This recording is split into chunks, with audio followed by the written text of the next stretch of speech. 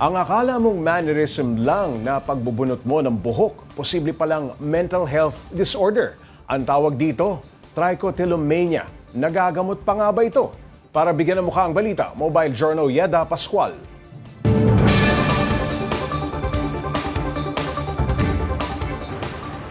May kakilala ka bang mahilig magbunot ng buhok? Tipong anytime, anywhere? Kaya medyo napapanot na. Nako, sabihan mo na siya na hindi pala dapat dedmahin yan. Yung mga nakukupo na sobrang kapal po, pwede nang gawing bangs. Hilig ng 21 anyos na si Royce ang magbunot ng buhok sa ulo. Noong una, inakala niya raw na mannerism lang ito. Yun pala, siya ay mayroon ng trichotillomania o hair pulling disorder. 8 years na po akong ganito, kaya may mga manipis na area na ako dito sa likod, may mga bald spots na. Actually, nangyayari po siya kapag stress, kapag nag-worry, gano'n. Parang hindi ko po namamalayan na bubunta pala ako. Hindi po talaga siya mapigilan. Kapag may trichotillomania, kadalasan ang binubunot ay buhok sa anit. Pero may mga cases na binubunot din pati buhok sa kilay, bigote, pilik mata at ibang parte ng katawan. Ayon kay Dr. Camille Garcia, isang psychologist, maaaring i-consider na obsessive-compulsive disorder kapag hindi mapigilan ang pagbubunot ng buhok. Tatandaan mo, pag trichotillomania, there is this sense of pleasure or relief after na nabunot yung buhok. Merong ganun talaga. Hindi pa malinaw kung ano ang cause ng trichotillomania, pero may ilang factors na posibleng dahilan.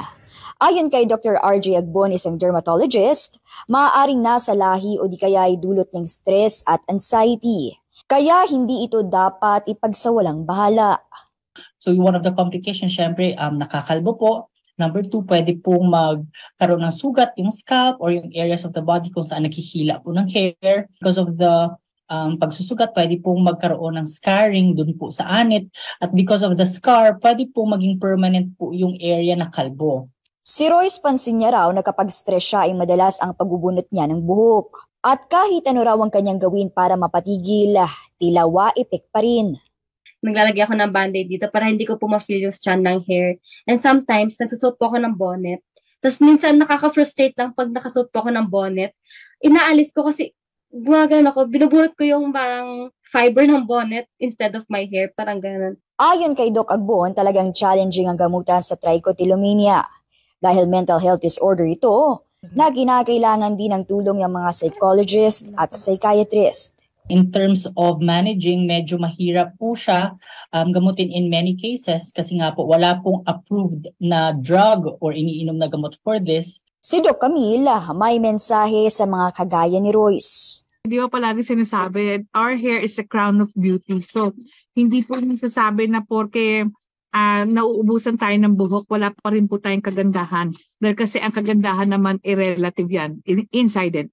Sabi nga ni Royce, hindi biro ang trichotillomania, kaya bumuo siya ng support group online para makatulong sa mga taong kagaya niya na may ganitong kondisyon.